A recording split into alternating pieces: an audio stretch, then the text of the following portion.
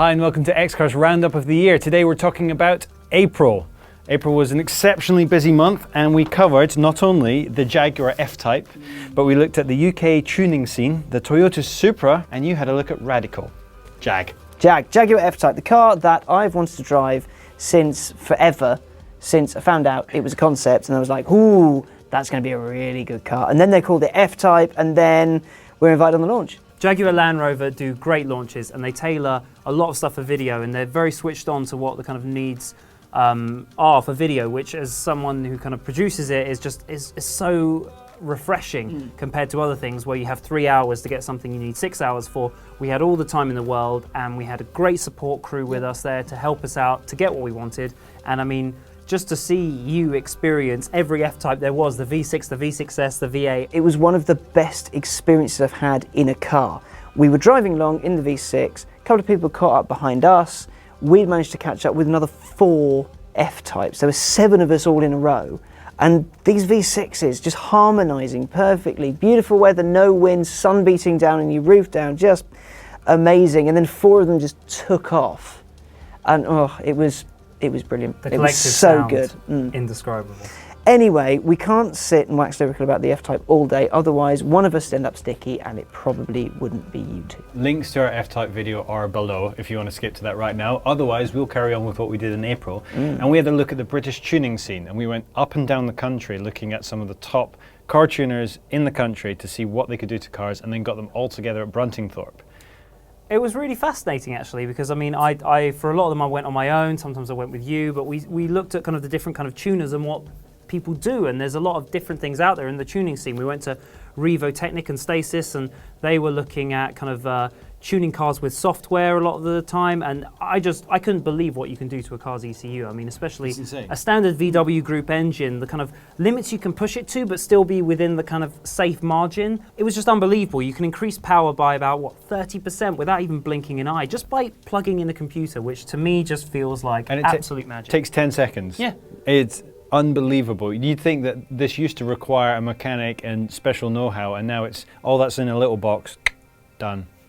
Incredible. Then we went up to Revolution in Newcastle. They tuned a Subaru Impreza to a point where they broke the lap record at the Nürburgring and became the fastest Subaru Impreza ever to go around the Nürburgring, beating Tommy Mäkinen, the rally legend's previous best time, which was very cool because it was about a week before they went down and we got to film it and hear their journey. And when they got back, Glenn called me up and said, yeah, we did it, which was just fantastic to kind of be on board for that journey. And then we had Quicksilver, who are kind of more in the exhaust kind of side of things. But also they had the 911 GT2 Porcelain. Oh, the Porcelain was just beautiful. The design and the wrap, it was perfect because you looked up really close and you saw that kind of cracked porcelain It was effect. like a Ming vase that could do 220 miles an hour. It was mad. Stunning. That GT2, it flew. It absolutely flew. And not only did it fly, it sang as well. I mean, the Quicksilver exhaust, I mean, we'd experienced it on Schmee's R8 V10, but wow, just to hear, there were a bunch of them with Quicksilver exhaust on, and they do very good things. And not only for supercars, I mean, we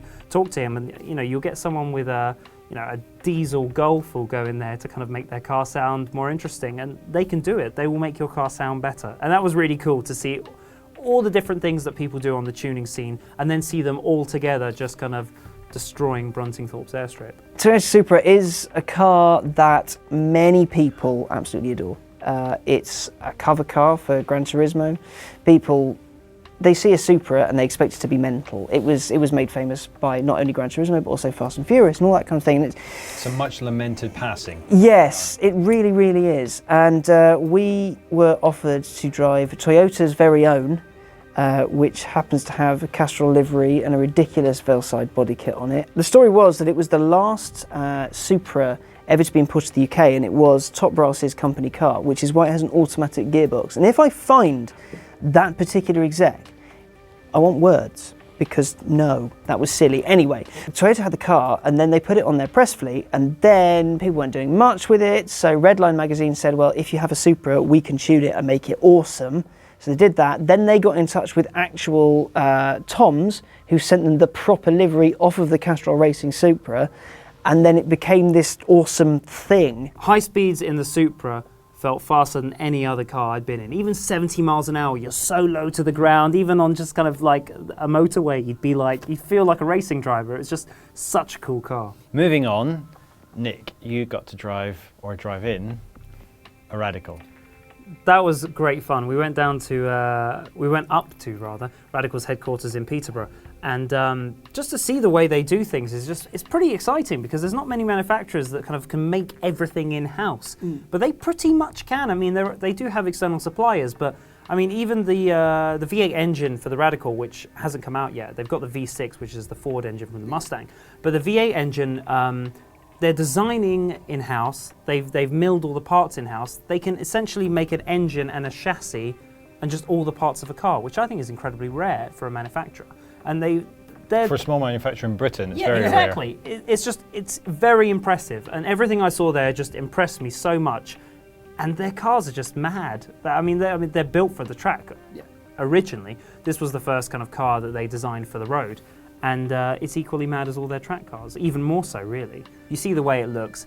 People may argue about its looks. I don't think it's necessarily the prettiest car in the world. I'm going to agree with everyone else. Yeah, I do think it's not pretty the most fugly. prettiest car in the world, and when you see it in person, you don't think it's any prettier. Does it have a lovely personality?